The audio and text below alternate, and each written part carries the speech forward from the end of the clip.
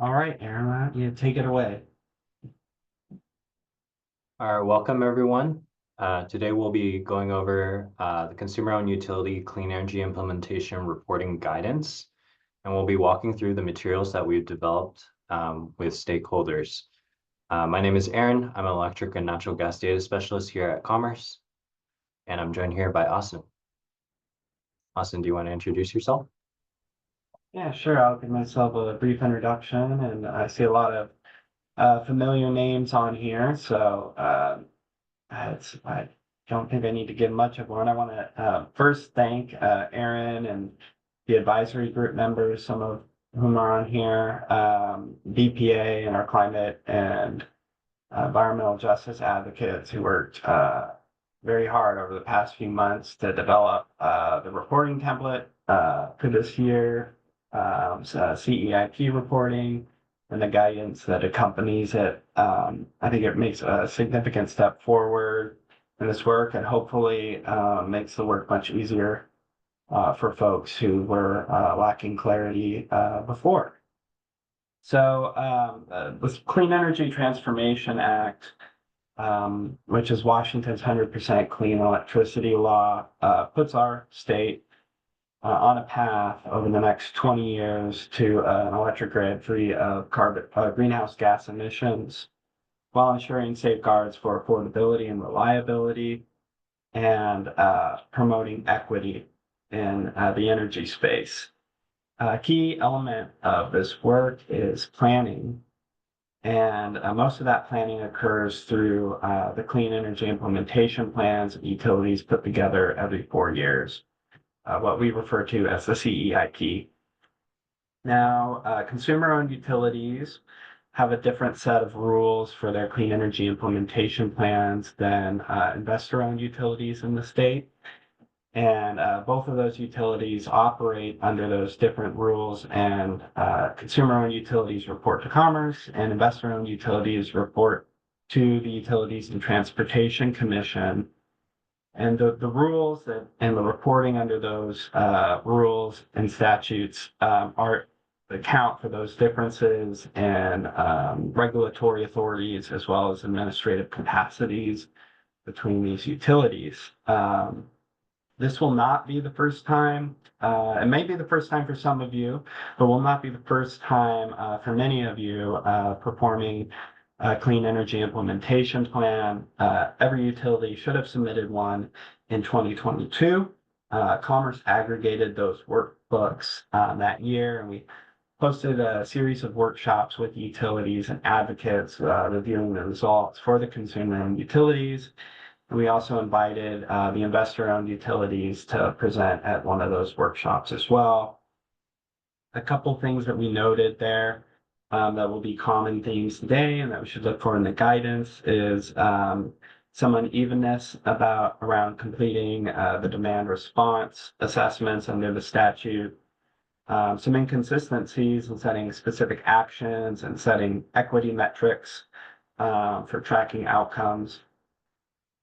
And finally, a realization that if we collaborate together amongst the COUs as well as with the taking learnings from what's happening over at the UTC investor-owned utilities, that we might be able to pull together some clearer guidance, particularly around the equity work in the statute. So those workshops will follow up with a request from the utilities, from some utilities, I should say, for Commerce to develop more guidance when completing the clean energy implementation plan. And so we convened a work group with Aaron leading that group to establish some guidance and the reporting template for the 4-year plan from 2026 to 2029. The guidance materials, which we'll review today, are intended to help utilities develop their clean energy implementation plans. They are not a substitute for the work that utilities need to do with their communities on those plans. Finally, as we go through the materials today, they are posted on our webpage, so you can access them as well as a memo that kind of sets the backdrop for the reporting and guidance materials. Finally, I want to say that, I really encourage utilities to look at the guidance, look at the rules and regulations under the statute, and know that Aaron and I will be around for until the reporting is due on January 1st, 2026. So if you have questions about the reporting template or guidance, feel free to reach out to us. Our email's on the webpage. It's CETA at Washington at commerce.wa.gov. So please reach out if you have questions after this. We'll take questions today, but please review the materials afterward. With that, I will kick it over to Aaron to lead us in an overview of what materials are available for the utilities this reporting cycle. Take it away, Aaron. All right, thanks for that intro, Austin. Just before I go into the agenda, the Department of Commerce works across many sectors, including energy with the universal mission to strengthen communities, and energy is just one of them. So for our agenda today, we'll first start off with the CEIP development process checklist. This was an item that our CEIP advisory group members requested strongly for. And then we'll also go over the CEO consumer-owned utility clean energy implementation plan guidance. Then we'll go over the equitable transition menu of ideas document, and then finally the reporting template. So I'm gonna have to switch some screen sharing, so bear with me for a moment.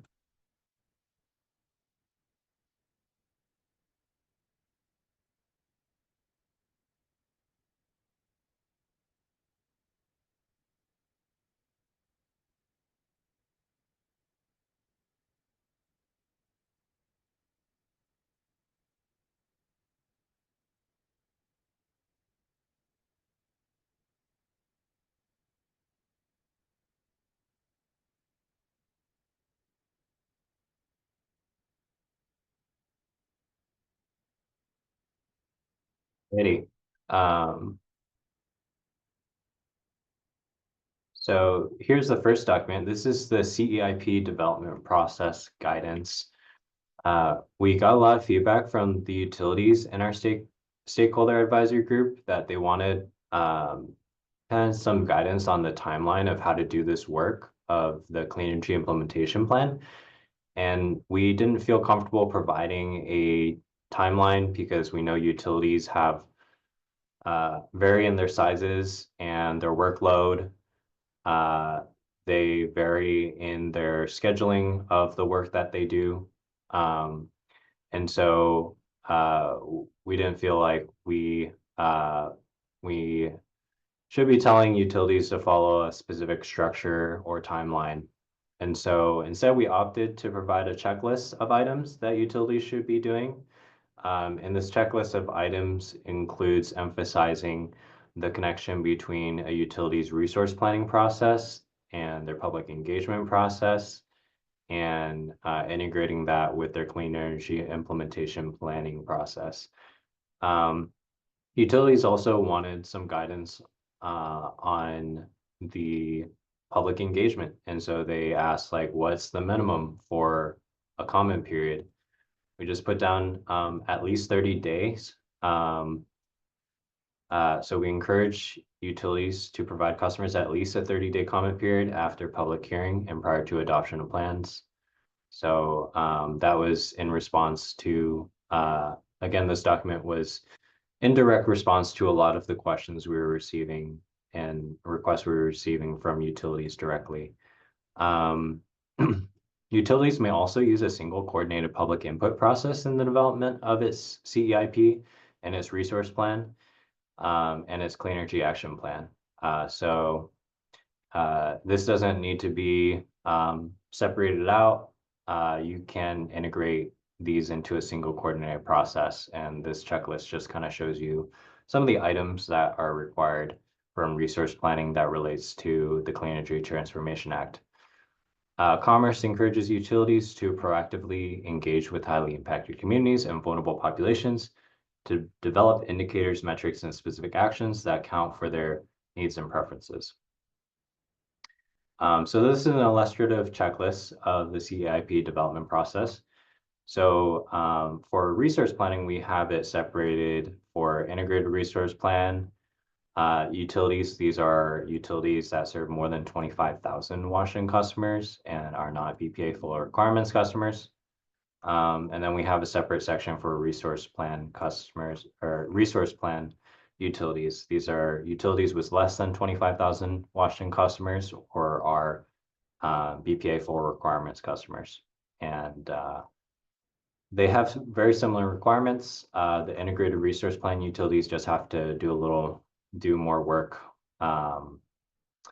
for their integrated resource plans and their clean energy action plans. So IRP utilities have to complete an equitable clean energy transition assessment.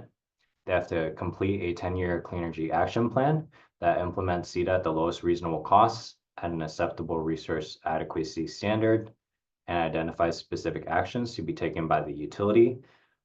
They must model load forecast scenarios from anticipated levels of zero emission vehicles and must account for recommendations in their transportation electrification plan to assume use case forecasts and associated energy impacts. They also must identify the 10-year cost-effective conservation potential assessment under the EIA. This is something that these utilities are already doing. Establish resource adequacy requirement measurement metric. This is again something they're already doing. Identify potential cost-effective demand response and load management programs that may be acquired. Identify renewable resources, non-emitting electric generation, distributed energy resources, develop new, expand, or upgrade existing bulk transmission distribution facilities, and identify the need to rely on alternative compliance options to meet the CETA clean energy standards. So again, a lot of these are things that these utilities are already doing in their integrated resource plan, and we're just kind of linking them to the CEIP. And if we provided this document in a Word format as well, so you can click these check boxes and they'll X out.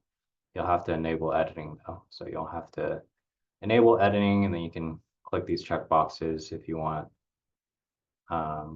You'll be able to do that in the Word version.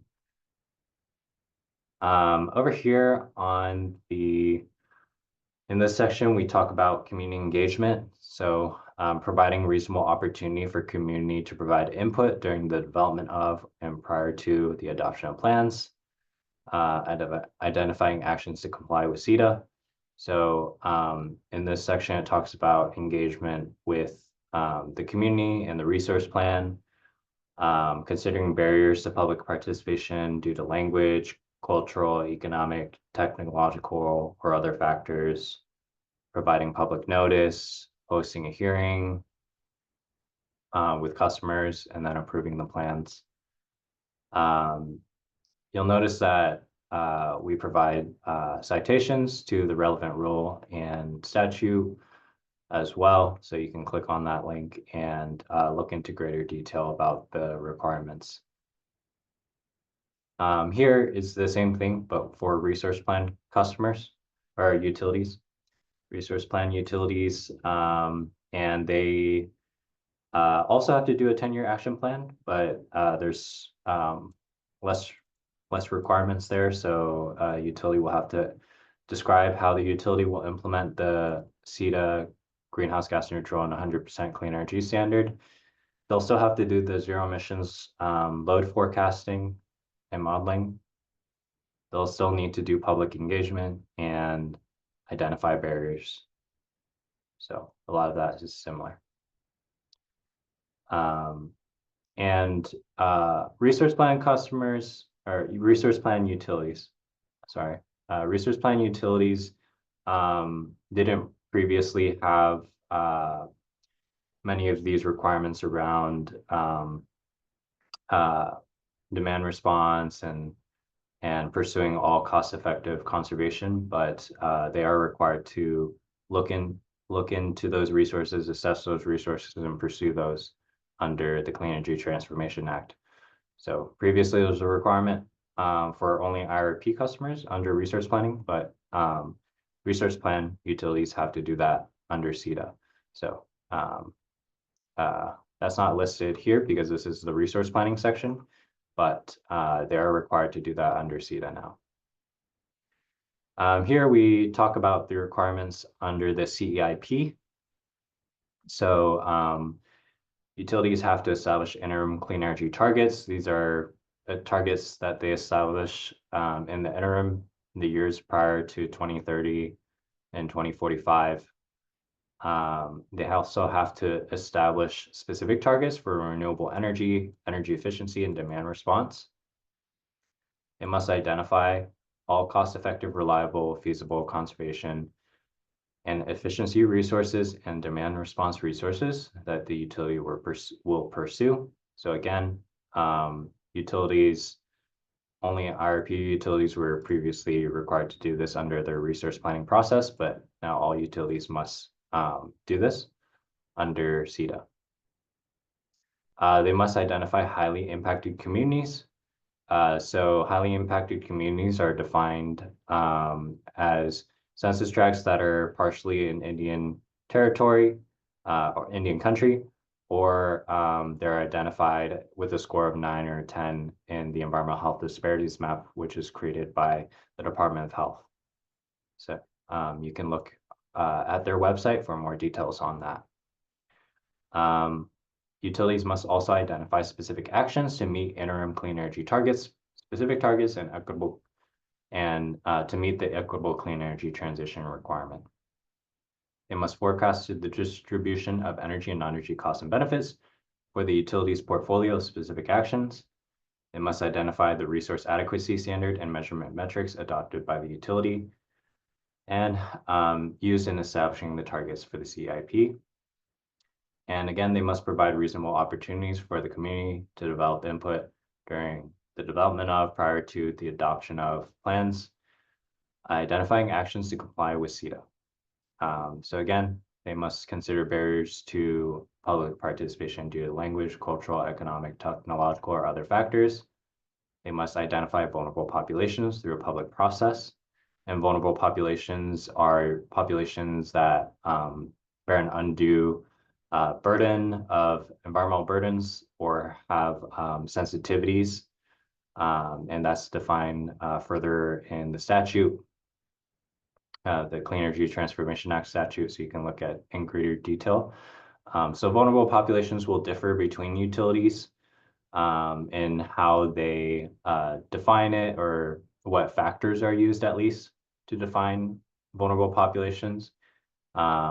Whereas highly impacted communities are defined by the Department of Health by a set of metrics and measurements that they've already determined.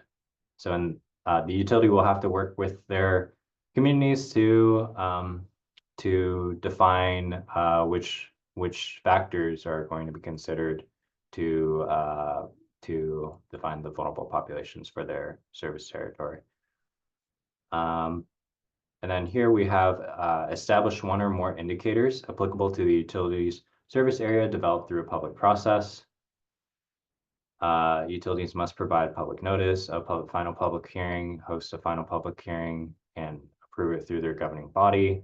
They must provide a summary of public input process conducted and a description of how the public comments were reflected in specific actions, indicators, and other elements of the CEIP and the utility's IRP and resource plan. And they must submit to the Department of Commerce and make it available to the public. So that is the CEIP development process checklist. I'll pause and see if anyone has any questions before I move on to the next document.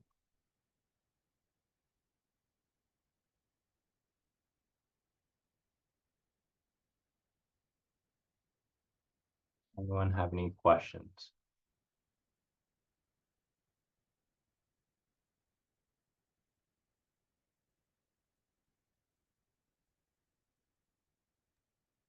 Well, just thank you, Aaron, for putting this together and kind of starting to draw the connections more between the resource planning aspects that utilities are doing and how they get interwoven into the clean energy implementation plan. Um, I think this is a useful document for utilities. I think utilities will also want to take a look at the rules and the regulations, as this is a illustrative checklist. So you might have other things that you want to check as well as you go through the process. So thanks, Aaron.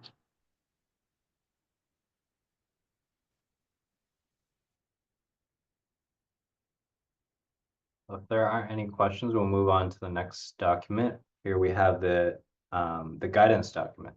I'll pull that up.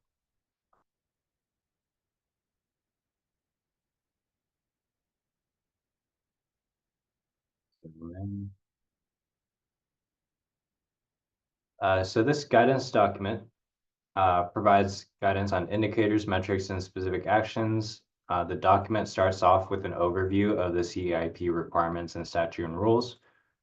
So many of them we already went over in the checklist, but this document provides the section reference in greater detail, the relevant rules and statutes, and a link to the relevant rule and statute highlighted. And it provides a short name of the relevant section requirement and a description summary as well. So you'll see many of these are familiar. We have the interim clean energy targets. We have the equitable clean energy transition requirement. Here, electric utilities must ensure all customers are benefiting from the transition to clean energy through the equitable distribution of energy, non-energy benefits, reduction of burdens of vulnerable populations and highly impacted communities, long-term and short-term public health, environmental benefits, reduction of costs and risks, energy security, and resiliency. And we'll just focus on this particular item here because a lot of the guidance in this document focuses on this section.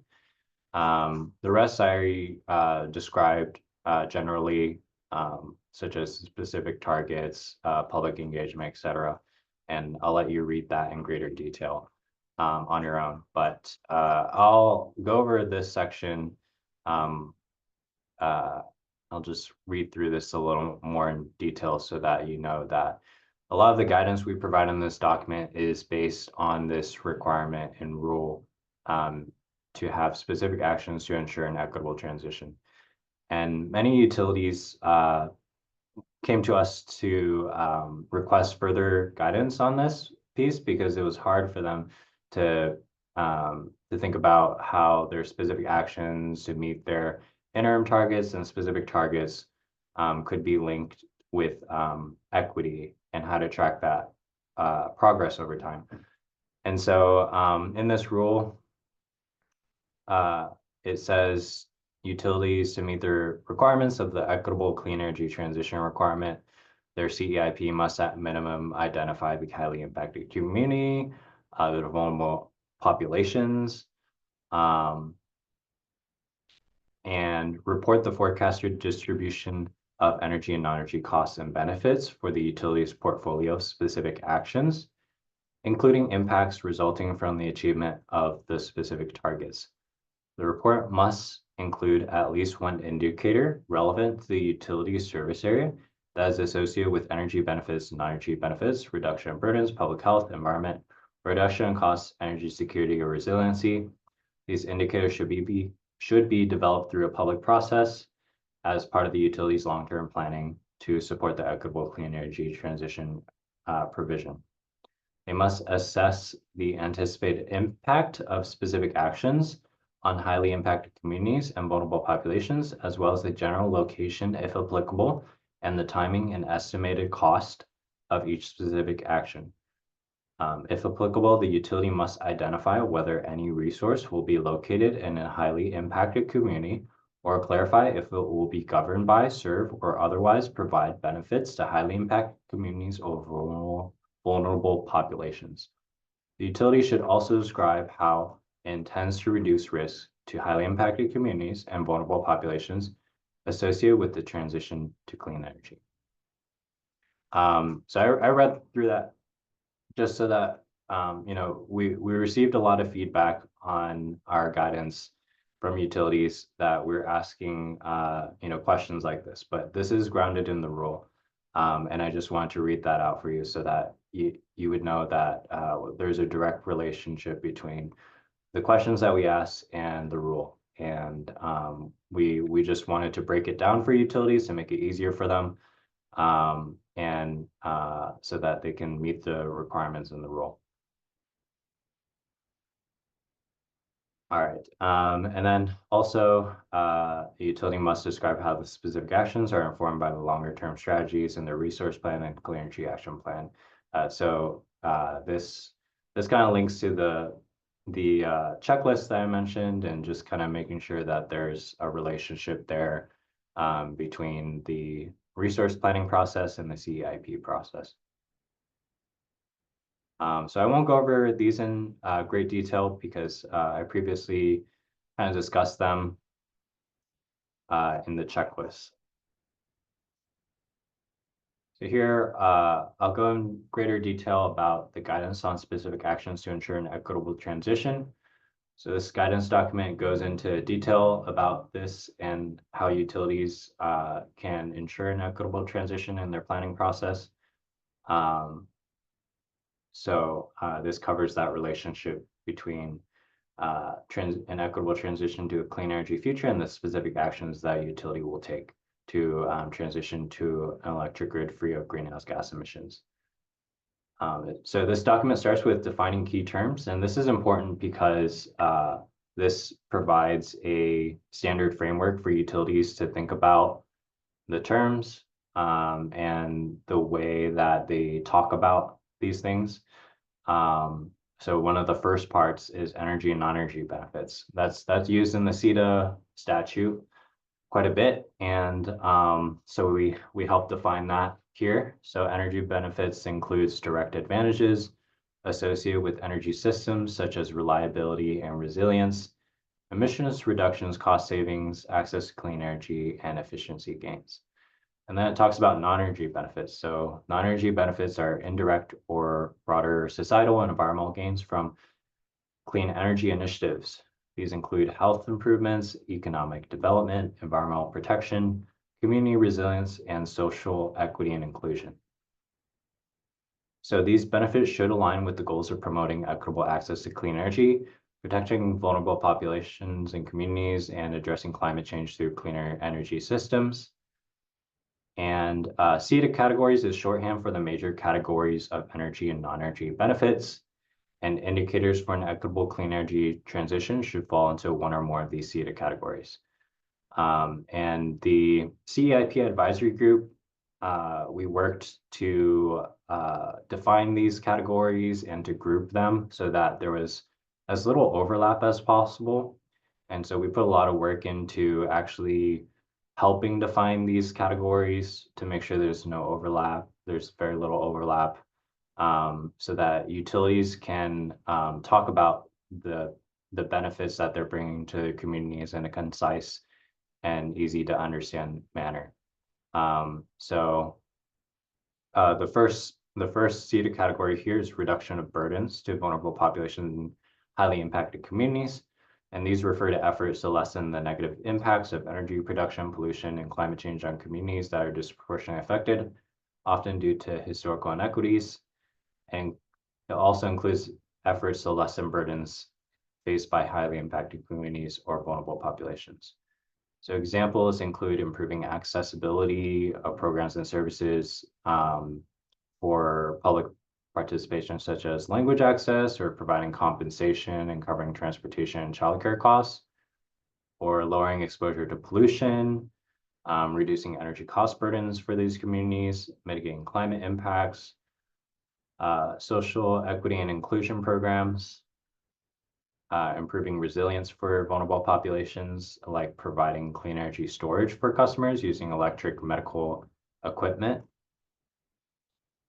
And then we have public health, which refers to benefits associated with immediate and sustained improvements in public health. Examples include improved home comfort, reduce health risks from air and water pollution, for communities located near previous or existing fossil fuel power plants, short-term health benefits, long-term health benefits. And then we have environmental benefits, which refer to the protection of ecosystems, biodiversity, and water resources due to reduced greenhouse gas emissions and conservation efforts. So examples include emissions reductions or access to clean energy. And then here we have economic development. This is actually a new category that isn't mentioned in statute or rule, but the advisory group felt like this was an important benefit of the clean energy transition that we should include so that utilities can talk about this important category, which it refers to programs or activities that improve the economic well-being and quality of life for a community. So examples include job creation, training and workforce development and renewable energy, energy efficiency, grid management, growth of local small businesses like local contractors, installers, auditors for clean energy solutions, investment in EV infrastructure, grid modernization, incentives for renewable energy projects, and economic diversification for fossil fuel dependent communities. Reduction of costs and risks refers to improvements in economic stability for customers. And this examples include reduction in energy costs or utility bills for consumers, reduce risk of arrearages, evictions, or disconnections, reduce reliance on volatile fuel prices. And then here we have energy security and resiliency as the last category, which refers to the capacity of energy systems to withstand and quickly recover from disruptions, ensuring a reliable and continuous supply of power, particularly in the face of extreme weather or other emergencies. So this includes energy security, reliable access to energy resources without dependence on unstable supply chains or fossil fuel imports. Resiliency, which is the ability of energy systems to adapt to or recover from events like natural disasters, cyber attacks, or demand surges. This includes infrastructure improvements that support rapid response and recovery, and community resilience, ensuring that communities can maintain essential services during emergencies and energy disruptions, particularly for critical facilities like hospitals, shelters, and emergency services. So you can see here a lot of these categories were thoughtfully created. And if you were to look at the statute, there's some alignment, but we grouped some of these categories so that there wouldn't be confusion and overlap. So such as grouping reduction of costs and risks and energy security and resiliency. And we provide definitions and examples here so that utilities can refer to these when they're thinking about the various benefits that the clean energy transition can bring for their communities. So up next, we have indicators. These are attributes, either quantitative or qualitative, of a condition resource program or related distribution investment that are tracked for the purposes of evaluating change over time. So you can think of these similarly to key performance indicators, which are sets of measurements for important long-term goals or objectives. In this case, the goal or objective should be related to achieving an equitable clean energy transition. And these indicators should have a directionality or target in mind, and they're tied to a specific metric or multiple metrics. So we encourage utilities to connect at least one metric that the utility can directly measure that indicates the utility's progress on a specific action. This would be an input or output metric, and at least one metric that measures the benefits distributed to the community. This would be an output or outcome metric for each indicator. So we encourage utilities for each indicator to provide one input or output metric and one output or outcome metric so that they're able to more directly measure the progress that they're making as a utility and then the benefits that are distributed to the community. and how whether the actions the utility is taking are actually resulting in the outcomes that they're hoping to achieve. Example indicators. So we had an energy policy advisory group here at Commerce with subject matter experts, and they came up with a list of example indicators such as improved community health outcomes, reduced greenhouse gas emissions, increased grid resilience, improve access to reliable clean energy, increased investment in community economic development, et cetera. So we have some examples here. And then metrics, as I previously mentioned, are defined here in this section. So metrics are numbers, data points, or statistics that measure activities or processes.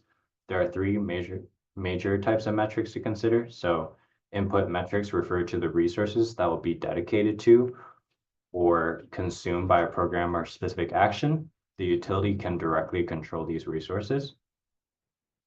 The output metrics measure the direct progress of program implementation or specific actions. These are tangible and intangible products that result from program activities. For instance, peak demand through demand response programs. And then outcome metrics refer to the data that is collected to assess the extent to which the expected outcomes have been achieved. So for instance, regulated pollutant emissions, occurrence of health factors like work loss days, number of outages, total hours of outages, and total backup load served during outages using SAIDI and SAIFI. Outcomes are the changes in the community or system expected to result from a program or set of specific actions. And so they're much broader. Specific actions are clearly identified concrete measures that the utility will take to accomplish its equitable clean energy transition goals and objectives. Specific action should start with a verb, an action that the utility will take. Try to avoid using vague verbs such as support, consider, or think about. Describe a mechanism or lever for affecting change. For instance, will the utility conduct a new pilot study or provide certain incentives for a demand response? Indicate what will change compared to the status quo or how the action will move the needle to meet planned goals or targets. And lastly, describe a clearly defined scope that the action will affect. So here's an example of a well-defined specific action. Here we have under the program of commercial rebates for lodging, the specific action is to develop an incentive for hotel and motel customers to retrofit their heating and cooling systems to increase the efficiency of existing commercial lodging buildings. So here, the verb is develop, and the mechanism for change is an incentive program, an incentive. And what will change to the status quo is to increase the efficiency of lodging buildings. And the scope is existing commercial lodging buildings. And in developing the CEIP, a utility might find it helpful to group similar or related specific actions under key program names. So we've provided that in the template. So you can group things like energy efficiency or demand response, DER enablement, energy assistance, et cetera. Here in this definitions, we also define logic model. If you're familiar with strategic planning processes, the logic model is a graphic depiction of the relationships between the resources, activities, outputs, and outcomes or impacts for a program. And so it just depicts this relationship in an if-then kind of format. So it helps clarify the boundary between what the program is doing and the changes and the so what that are intended. So for instance, the utility has certain resources that they need to operate their program. If they have these resources or inputs, then they can use them to accomplish certain planned activities. If they accomplish their planned activities, then they'll hopefully deliver certain services. And if they deliver those services, they hope that the participants will benefit in a certain way.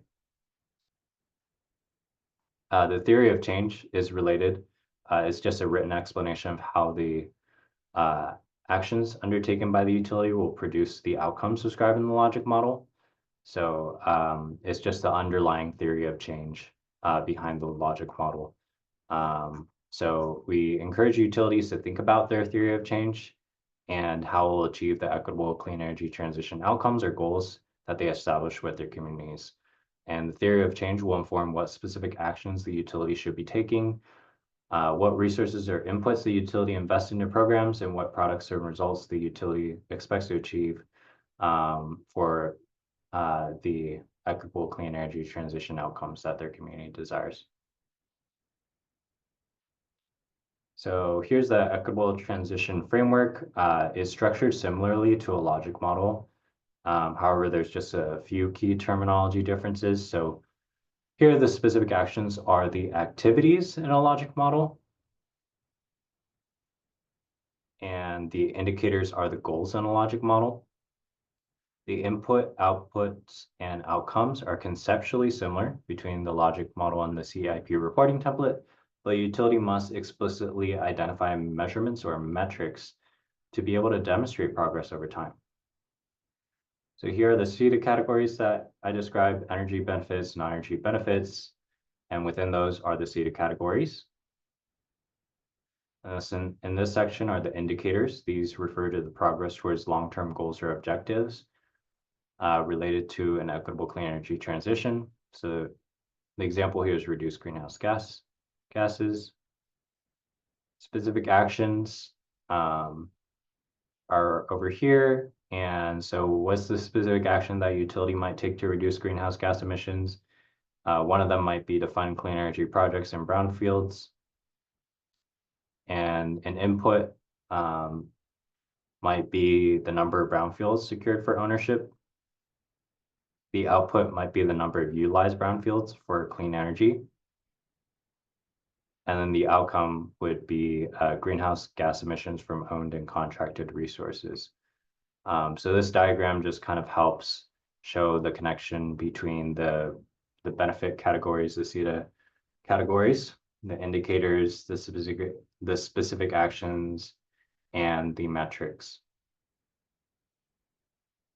And you can see here that the outcome metrics can also be tied to the indicators. So that's why the outcome metrics box is larger, whereas the specific actions are more directly tied to the input and output metrics.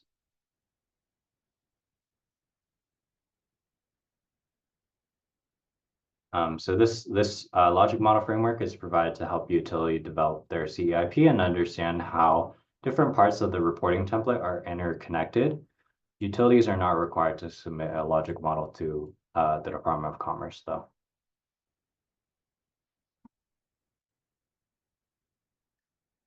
So here in this section is an illustrative step-by-step process of applying the equitable transition framework to the CEIP. So again, utility must provide reasonable opportunities for its customers and stakeholders during the development of and prior to the adoption of the CEIP. And they must also work with vulnerable populations and highly impacted communities. The first step through a public process, the utility must identify one or more indicators or goals that represent the local community's priorities for an equitable transition to clean energy. The indicators could identify a clear target or policy direction, such as reduce greenhouse gas emissions or increase grid resilience. They could categorize the indicators by related energy benefit and non-energy benefit CETA categories. So here are some of the CETA categories that I mentioned previously. The utility should document the outcomes that the community anticipates from achieving the goals. So the community and utility should consider how they would measure those outcomes. So select 1 to 3 outcome metrics for the CEIP. Then the utility should consider what specific actions are needed to accomplish each goal or indicator. So after public input, the utility and community should select 3 to 5 specific actions for each indicator. The utility should group sets of related specific actions under program names and categorize them as appropriate. And then for each specific action, the utility should brainstorm the inputs or resources they would need to make that specific action actually happen. And then they should think about how they would measure these. So they pick their top 1 to 3 input metrics. And then for each specific action, the utility should brainstorm the outputs, products, or results that it expects from taking each specific action. And then they should think about how to measure that. So they would pick the top 1 to 3 output metrics. And then they would review the selected indicators, specific actions, and metrics to make sure that they align with the equitable transition requirement. So can they answer the following questions? If not, they may need to engage more with the community, conduct more research, or add more detail to the specific actions or metrics to ensure that they can. So what is the forecasted distribution of energy and non-energy costs and benefits for the utilities portfolios of specific actions? In other words, how will the indicator and its associated metrics look differently across the service territory and 4 years after taking the specific actions? And again, we break down the rules that I mentioned previously on the specific actions to ensure an equitable transition. We just break it down into bullet points here. What is the expected effect of each specific action on highly impacted communities and vulnerable populations? How will the specific actions be governed by, serve, or benefit highly impacted communities or vulnerable populations, if at all? What are the risks associated with the clean energy transition? How does the utility intend to reduce these risks? What's the general location, timing, estimated costs? Again, these questions were in the rule for the equitable clean energy transition. So it asks about the public engagement process as well and how it's related to the resource plan and clean energy action plan. As you can see, this illustrative step-by-step process just guides utilities to go through this kind of framework where they come up with the long-term goals or objectives with their community. Under the rules, consumer-owned utilities have to provide at least one indicator. So at least one indicator, and then you could think about what benefit under what CETA category this would fall under. And then the utility would then brainstorm outcomes and outcome metrics. And then from there, they think about specific actions and then drill down into their input and output metrics. So again, follows this framework of starting off with their goals and outcomes and then thinking more about what specific actions they need to take to achieve those goals.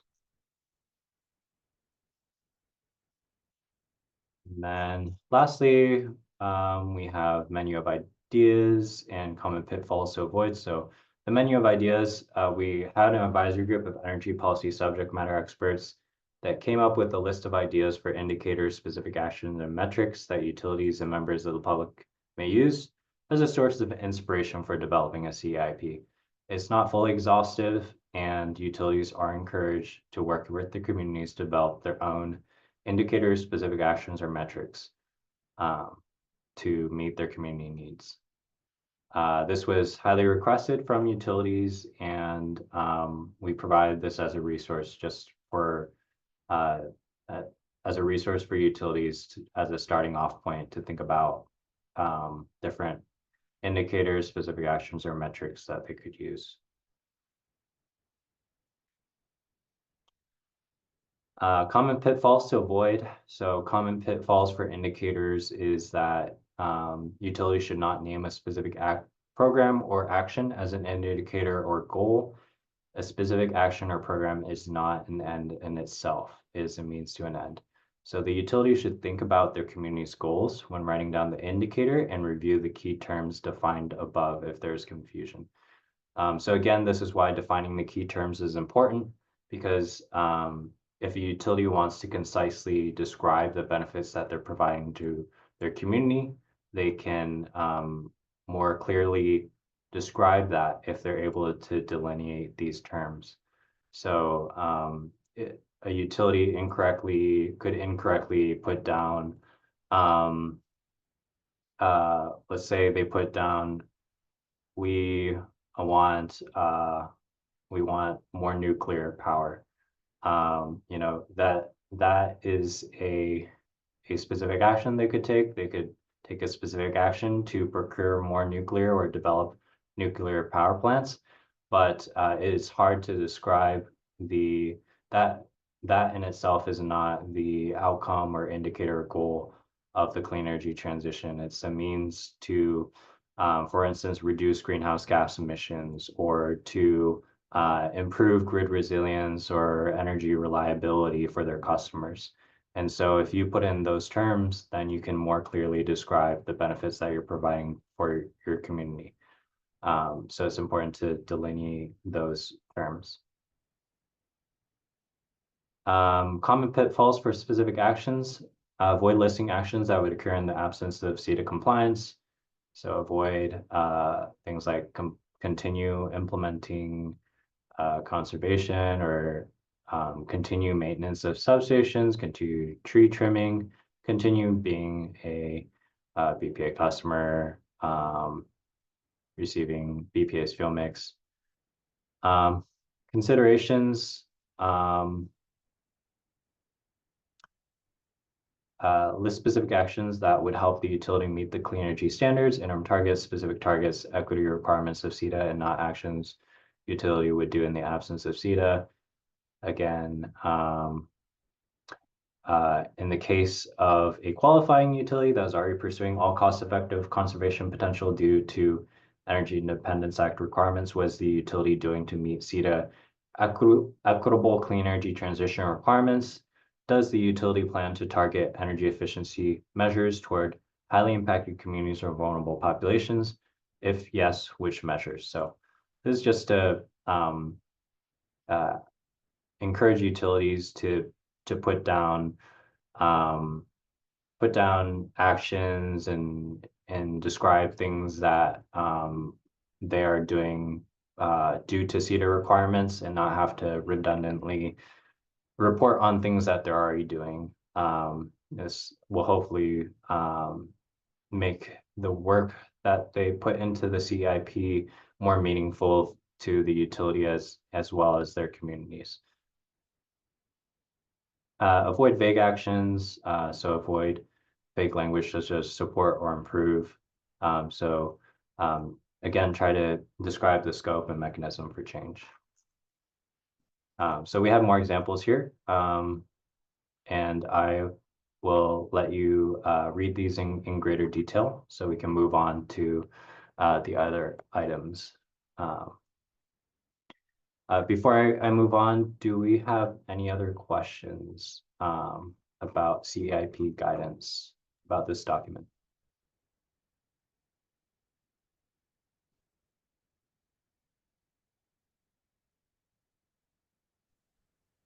We had one question way back from John DeVore about what in this guidance document, and particularly these columns, applies to the large utilities with more than 25,000 customers, and what applies to the small utilities with less than that number. And unless there's something buried in there, I think it's all of these apply to all of the utilities. The real flexibility here is that utilities really get a choice in how many indicators and specific actions, metrics they take on as part of their work. And some utilities might choose to have a lot of indicators and metrics and specific actions, and some of them might have a lot less. So, and only one indicator with an associated action and set of metrics.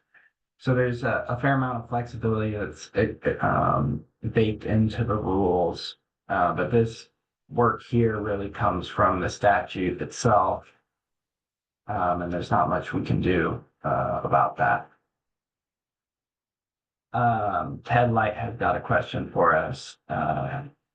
Aaron in here. You want me to read it? Sure.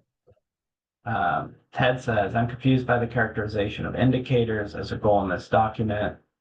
Black 1944030 defines indicator as an attribute, either quantitative or qualitative, of a condition, resource, program, or related distributed investment that is tracking the purpose of valuation change over time. That is, it is something to measure related to the goal, not the goal itself. Can you clarify? And also, Ted, if you want to come off and off mute and ask the question yourself or elaborate on, that's totally cool. Anyone can just jump in.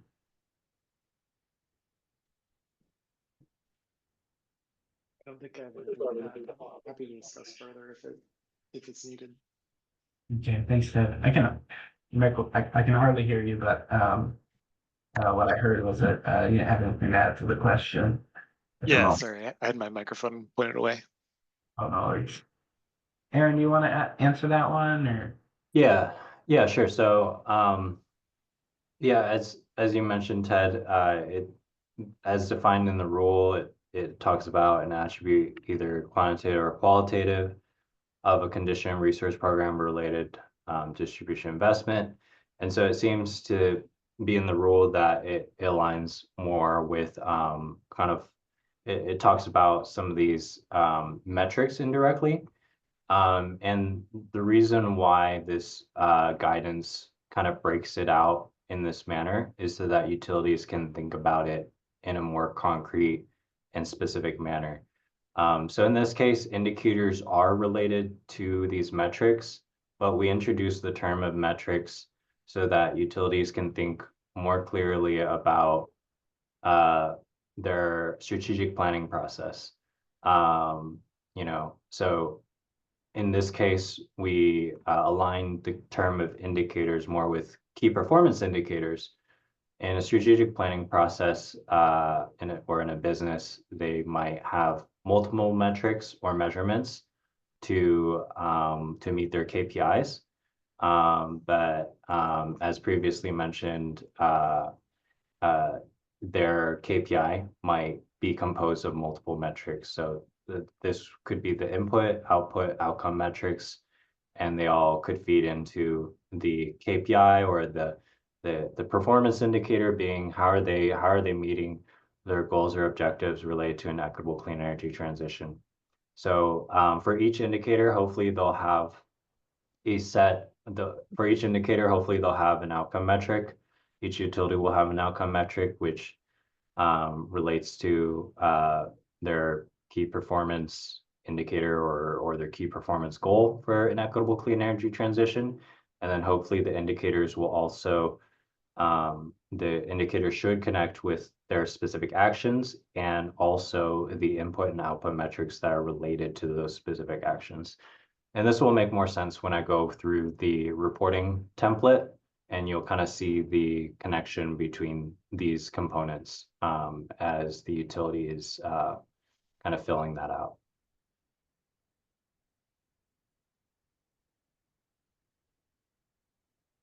Okay, thanks. I'll pay attention to that part. Yeah. Thanks, Ted. Then in the chat, I have a question from, if I'm pronouncing it correctly, Harpier. It appears that all of the outcomes are predetermined. Green energy will create more jobs, green energy will improve access to energy, green energy will make the grid more resilient, etc. Could you explain? I'm gonna walk through this one really quick, and then perhaps I'm not understanding the question correctly, but the process as I understand it, and Aaron, correct me if I'm wrong, is a utility is going to sit down. Perhaps it does this with its community from the very get-go. Maybe it's sitting by itself. Aaron, can we go back up to the logic flow? And whatever level of community engagement through this process, ultimately the utility will work its way through this logic flow, and the law sets out, I guess what I would call, categories or goals or things that need to be provided in those, red areas. And those can be divided up in the energy benefits and non-energy benefits, from public health, environmental benefits, reduction of costs and risks, grid resiliency, etc. And utility, and all of those categories take place along this transition to 100% clean electricity, which is defined as being renewable energy or non-emitting energy, which is resources like nuclear power, which doesn't produce any greenhouse gas emissions when it is used. Yeah, and hydro is considered renewable under the statute. Thanks, John, for the reminder.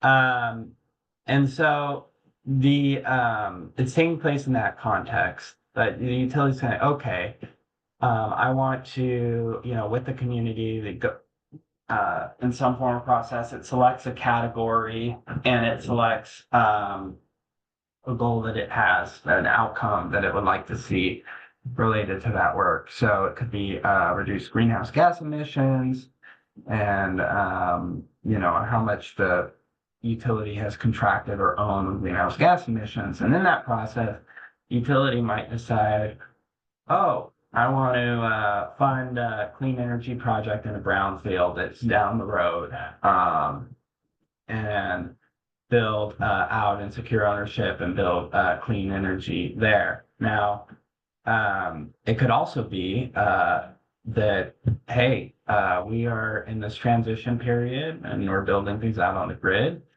And I'm going to build or contract for a natural gas facility in the next 10 years. That is also on here as a possibility. And I'm going to take different measures to make sure that that facility is available when I need it. I'm going to, put some new technology on that facility to reduce the emissions or capture those emissions, and make it a non-emitting facility. So what I see in the premise, if I understand the question correctly, is that this is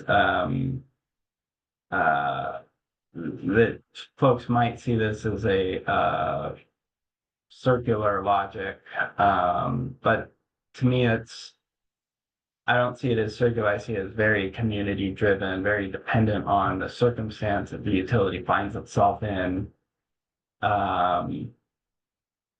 And it is related to a clean energy transition for sure. The legislature has set that goal. But the way utilities get there can be very different. And the way they go through this model can be very different. So I don't know if I answered your question, if there anyone who had that question.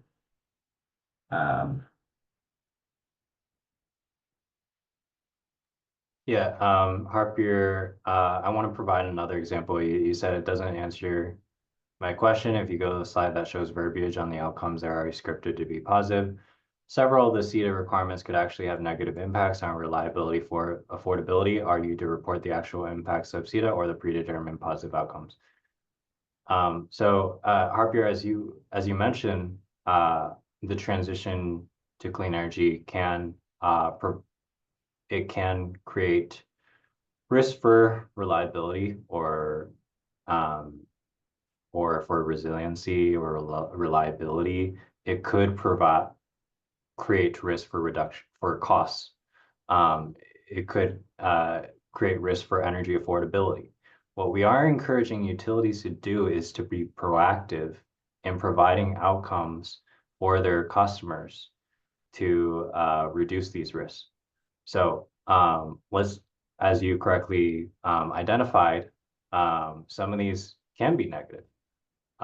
They might not actually be positive, but a utility can take actions to reverse the course of some of these predictions. So let's say your utility doesn't have a community solar program yet. But there could be an increase in energy bills for low-income customers, and a utility is looking at procuring some community solar, and there's an opportunity to reduce the cost for these vulnerable communities.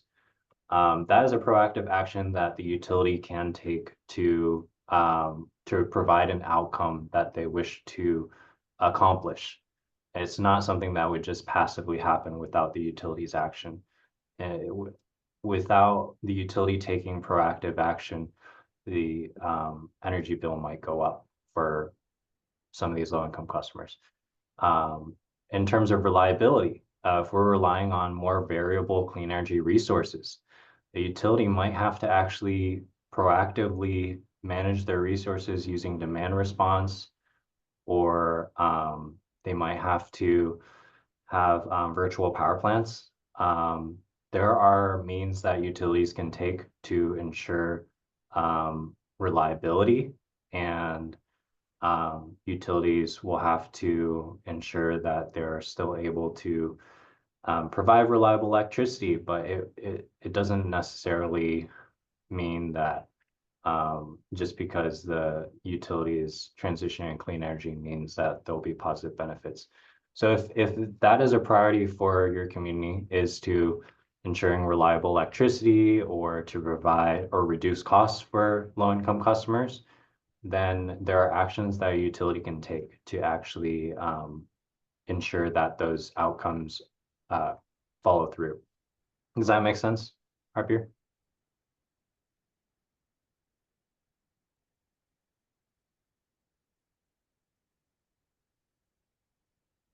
Yeah, I think in the chat too, there's a couple of different examples of challenges, and the other piece of this is identifying and mitigating risks overall. And there's a section in the template of the report that Aaron will provide that, you know, utilities are supposed to identify those risks, and then especially for their vulnerable and highly impacted communities, but overall for the transition, they're supposed to make sure that they have a resource adequacy standard in place. And the CEIP really, the 2030 standard has not gone into effect until 2030.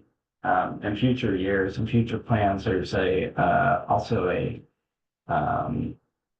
incremental cost threshold in the law to protect against affordability issues that stem from implementation of the law itself. So there's a couple of different parts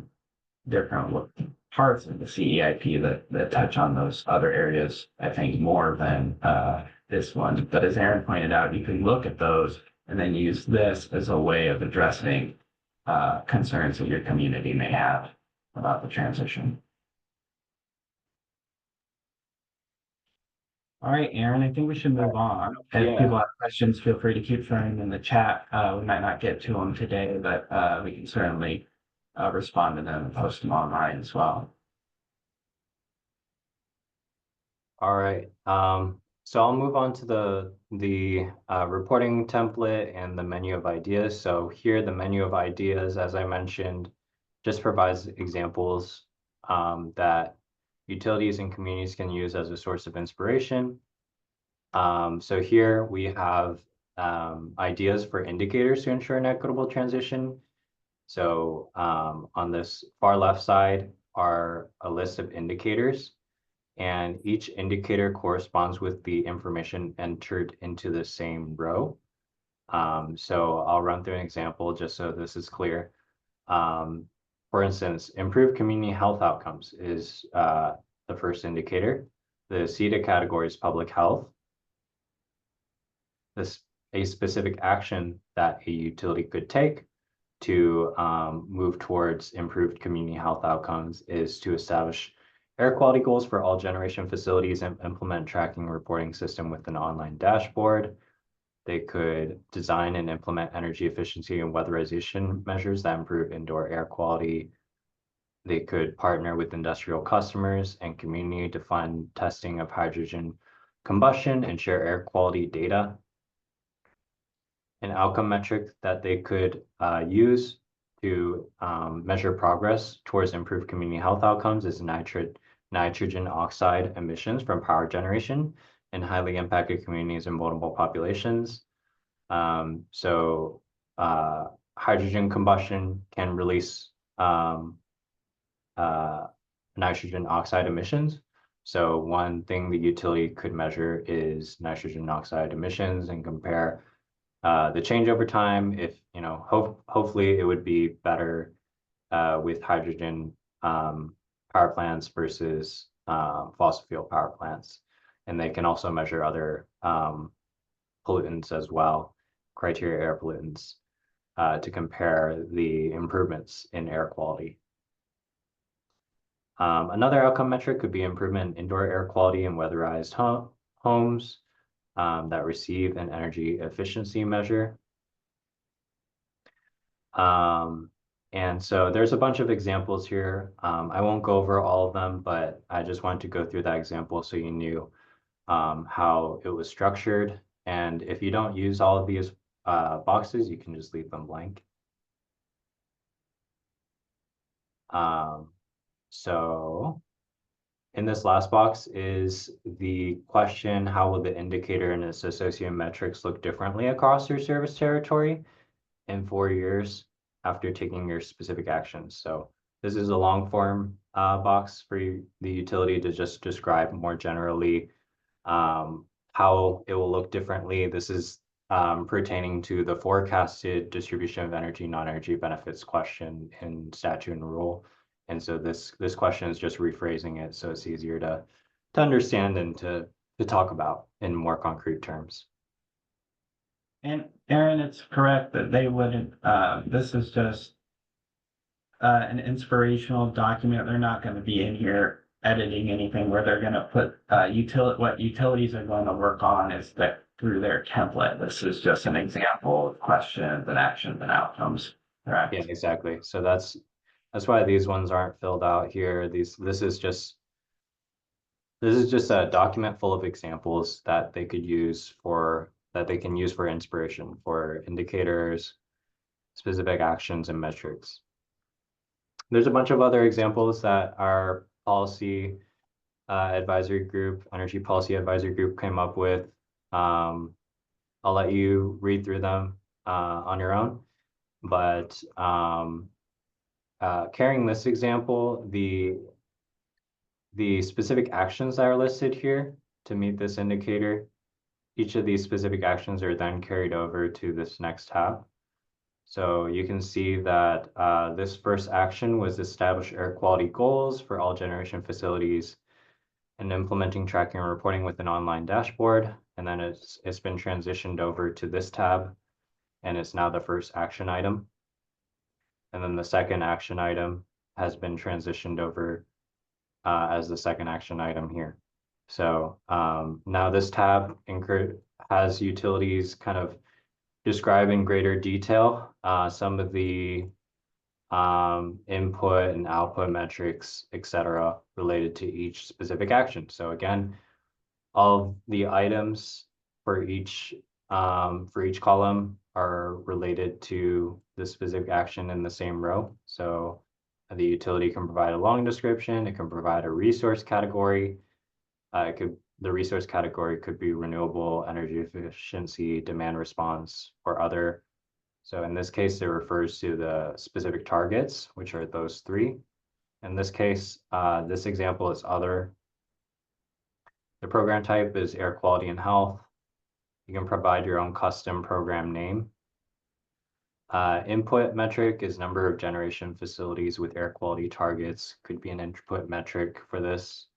If you don't have any other metrics, you can leave them blank in your reporting template.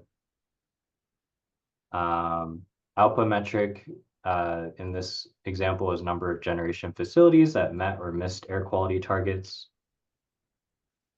And then over on the right side here are long form questions that utilities will fill out in long form. These again correspond to each of the items in the specific actions to ensure an equitable transition. So it just gives space for utilities to reflect and think about how it impacts highly impacted communities, vulnerable populations, and it just breaks it down into each bullet point instead of kind of having a huge general question. So that way it's just easier for utilities to answer. And then this last box, utilities, what other benefits does the specific action bring that isn't covered by the listed metrics? This is an optional box for utilities to fill out. These are if the potential benefits would be too difficult or costly to measure. So if there's something that the utility could see benefits that could be brought, but they just don't, it would be too difficult to measure, they could just write it down here as an option if they aren't able to measure it. So this is repeated for the rest of the specific actions that are listed. And I'll let you, again, look through it in greater detail on your own time. And I'll talk about the reporting template now, and you'll see the structure is mirrored in the reporting template. So here's the Clean Energy Implementation Plan reporting template. You can submit it via this smart sheet. So you'll have to click the smart sheet link, and then you'll be sent here and you can upload the files, the reporting workbook once you finish it.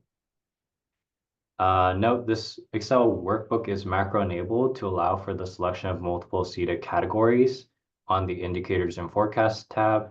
If you have security restrictions or have no use for this feature, you don't have to use the macros. So I can show you what I mean on the menu of ideas. So on the indicators tab, for instance, here, this indicator has multiple seeded categories listed. And so the macro enables you to select like environmental benefits, and then it allowed, it would put it down, and then it allowed for you to put a second one down. It didn't work that time because I didn't enable the macro, but it would end up looking like this, where it's separated by a comma and a space for multiple seeded categories for one indicator. So that's the function. That's the feature that the macro uses. If you have a security risk and you can't use this, don't worry about it. Or if you have no need for it, don't worry about it. Worst comes to worst, if you need a second seeded category, you can just insert a comment. So just click insert comment and then write the second seeded category down, and we can just manually fix that later so that we have a second seeded category listed down. If you want to enable a macro, if you're not familiar, you might have to take some steps. So the first step would be to go into the Excel document properties. So you'd have to right click. You'd have to click properties.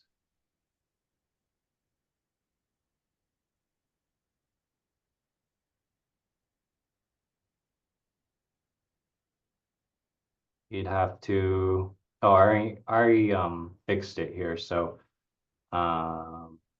there's sometimes you'll see a box that says allow macros, or allow macros to work through the security restrictions, and then you just check a box here. So I already clicked that box, so it's not popping up, but and for it to work, you might have to then reopen it, and you might have to click enable content, and then you might have to close out and restart the workbook. And if after those processes it doesn't work, again, you can just insert a comment and enter in the second seeded category or third seeded category that you want. All right, moving on. We have the contact information page. We have a list of utilities here. And then for contact name, you can list multiple contacts. So let's say we have Aaron Tam and Austin Scharf, and please enter a separate phone number for each contact and separate it by a comma and a space. And then same here for the emails. If you have multiple contacts listed down, please separate it by a comma and a space. And then you can provide the web address of the published CEIP. You can answer these pink boxes or drop-down menus throughout the document. You can just click yes or no to answer them. And you can see there's some notes here. If you don't know what a qualifying utility means or for requirements customers is defined here. Here we have the targets, the interim targets here for utilities with less than 25,000 customers. We only ask them to fill out the 4-year period target. But for other utilities, we encourage them to fill out the annual values for planning purposes, not necessarily for compliance purposes, because utilities might have a change in the resources or available to them, or changes might come up. And so this just helps utilities with their planning process. So we encourage all other utilities to list their annual values, but the 4-year period is the one that's going to be checked by the auditor. And then we have the specific targets as well. Again, customers with less than 25,000 customers can just do the 4-year period. And again, we encourage utilities to just think about the annual values that they'll need to obtain to reach their 4-year target. We previously had default formulas for, like, we had an average here in the 4-year period for interim targets, but we received feedback that it might be more of a weighted average for utilities. So we just left this without a formula, and we'll let you kind of just enter whatever weighted average or regular average you need to figure out this 4-year period target. Same here, we have a sum here, but if you need something a little more precise, then you can customize this to your liking. And here we ask for some more detail on conservation assessment methodology and for demand response assessment kind of methodologies and findings. We discussed with the auditor's office, they wanted some more transparency into what utilities were doing, and whether they were actually assessing demand response or not was not clear in their previous CEIPs. So we have boxes here to ask more about kind of the methodologies that were used and what the findings were of their demand response assessments. And here the indicator tab should look very similar to the menu of ideas tab. Again, it's the same boxes here. You can leave any unused fields blank or delete any unused rows. If you need to expand this table, you just need to left click this corner, this blue corner thing right here. It's pretty small, but you can just go like that and it'll extend it. And then I'll just provide an example here. So I'm just going to take a few examples from the menu of ideas and copy and paste them over just real quick so you can see how this works. So let's say you finished a set of indicators and specific actions and metrics on this tab, and you're ready for this tab right here. It says to click data, refresh all to auto-populate the specific action. So it'll take whatever specific actions you listed in this tab, it'll transfer it over here. So you'll just go to the data, refresh all.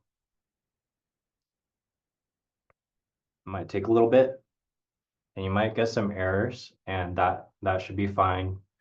The errors are happening because there are other data collection tables that are on the back end that aren't being filled out yet because the utility has not filled out the rest of the specific actions yet. So you can just kind of ignore a lot of the error pop-ups because you can cancel. Now that I canceled the error pop-ups, the rest of the table is pre-populated with the specific actions from the previous tab. This just saves the utility a little bit of manual labor and reduces input errors. And then any unused rows you could delete. So here again, you can fill out some more details. You can fill out the resource category, the program name. And then again, we have the long form answers over here, and you can write NA if it's not applicable to the specific action for whatever reason. And so that's the indicators and specific actions. This relates to the menu of ideas again, so that's why they look pretty similar, is because these menu of ideas correspond to the same two tabs here on the reporting template. And then here we have identify highly impacted communities and vulnerable populations. We ask utilities to discuss the methodology used to identify highly impacted communities. You could use a data table that's provided by the Department of Health, or you could use the map itself. So you can click on the link and it'll lead you to the resources on the Department of Health's website. So they have a CSV file here, but you can also look at the map itself, which ranks these communities by census tract, and you can look at the various factors that feed into it. And then 9 or 10 is highly impacted community. So then we asked the number of census tracts that are highly impacted communities. This time around, we wanted utilities to do less busy work and wanted utilities to put more thought into kind of the factors, the factors that are impacting these communities, and how the utility can potentially address these environmental health disparity factors. So we have utilities just list the number of census tracts that are highly impacted, the number that are at least partially on Indian country, and the CSV file that the Department of Health provides already has a column for this data too, so it should be pretty easy for that. Then the average rank for the service territory, the average environmental health disparity rank. What are the top 1 to 3 factors, environmental health disparity factors for the highly impacted communities? What are the rankings for these EHD factors and the associated metrics? So you can look at the map for greater detail. There's these various factors, and then there are details on the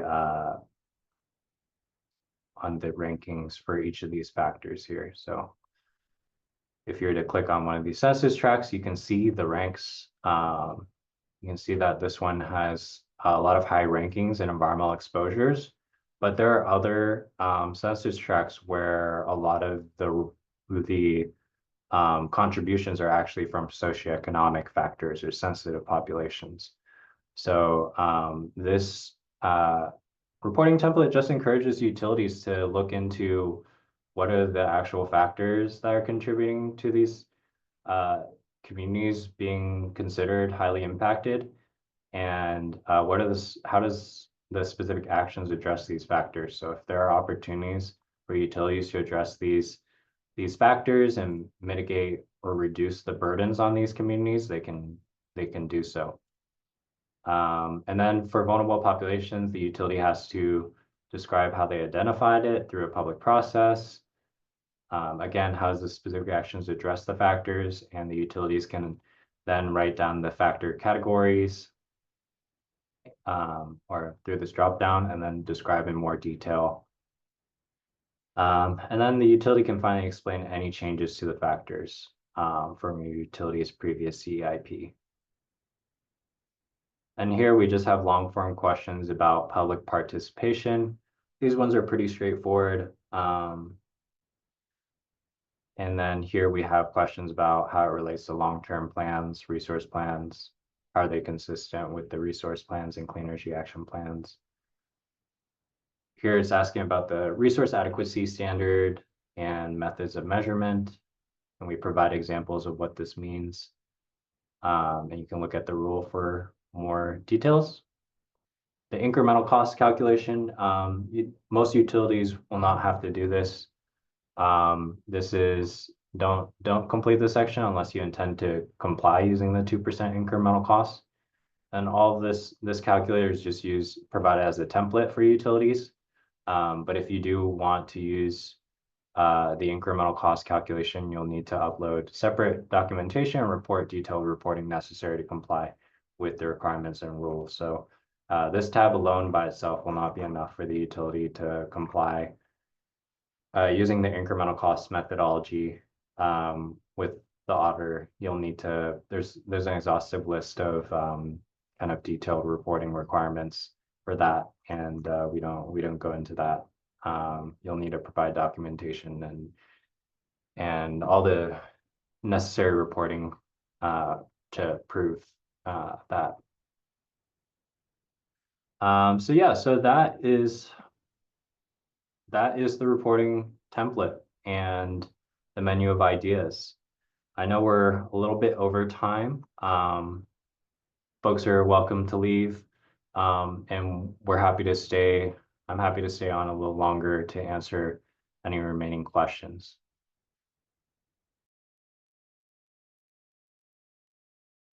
And if you have further questions, you can also submit them via email as well.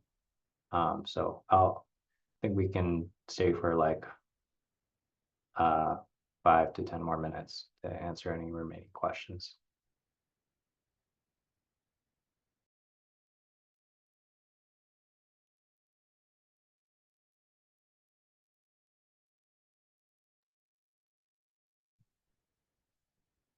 We have one question in the chat there from Ben.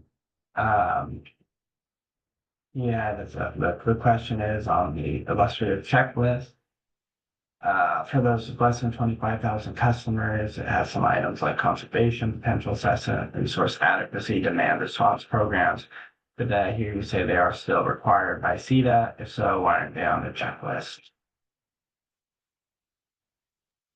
Yeah, so as I previously mentioned, in the resource planning process, IRP integrated resource plan customers, utilities were already required to do conservation potential assessments, resource adequacy, demand response.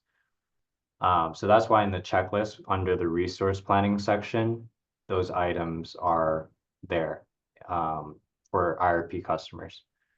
But CETA does require these things to be performed for all utilities.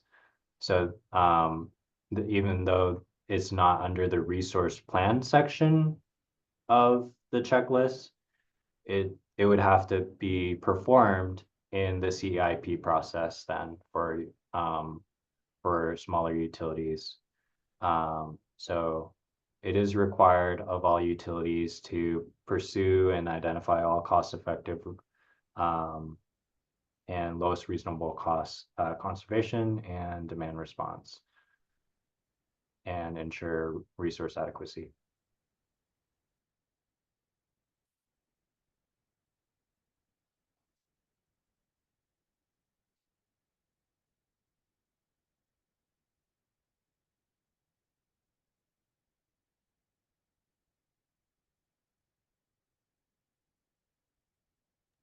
Did that answer your question, Ben?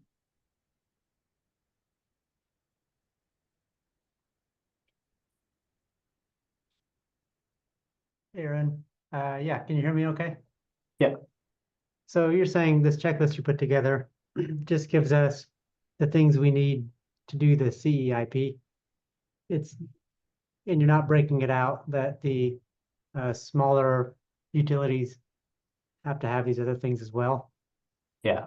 just for, but we still have to do a, what is it called? Conservation potential assessment.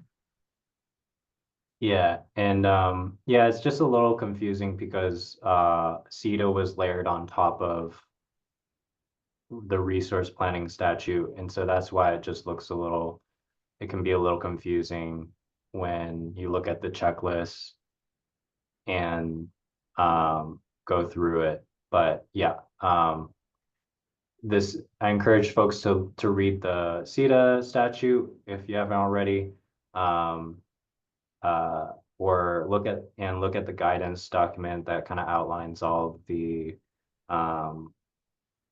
of the statute and rules, and you'll see that yeah, those things are required of all utilities.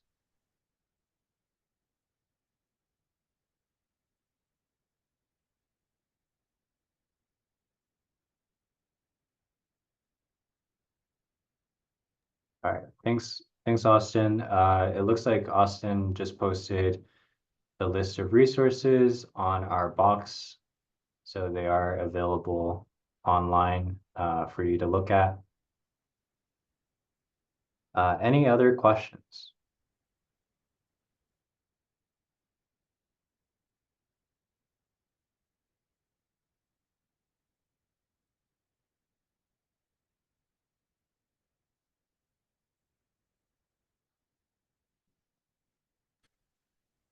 This isn't a question, but just thought I'd share that I asked if these were the final templates, and Austin did confirm it earlier.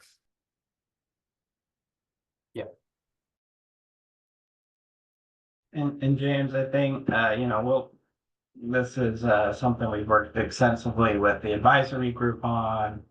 There are also, things that we have had public comment periods on, but that doesn't mean that we don't get somebody poking around and saying, hey, what about this thing or that thing, or this is not working. We really try not to update the files, the CEIP files, because the reporting template in particular. But I wouldn't be surprised if we get some questions about guidance on this, that, or the other thing, and keep a running log of those and update the web page, every few weeks with an updated, frequently asked questions sort of document. And if we do that, we'll include that in our CETA bulletin that we send out to folks so that people know that it's been updated. But I think this is pretty well baked. Sounds good. I did see that we've got on there, Aaron, Alder Mutual Light, which I'm glad we are the contacts for those that resources or utilities. But I think OHOP swallowed them up. But anyways. Any other questions? We'll wrap up. And I just want to thank Aaron for going through this rather briskly. There's a lot there, but at the same time, I think once we get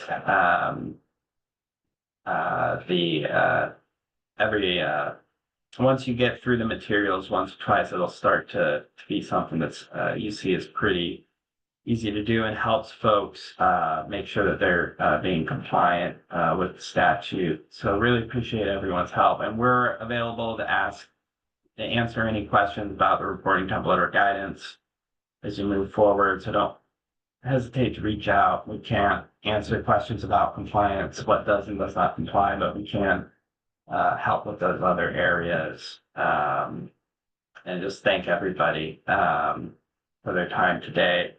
Aaron, is there anything else before I close out the recording? No, yeah, I just want to thank everyone, especially the CEIP advisory group members for their time and their active participation and engagement with the materials and developing these materials.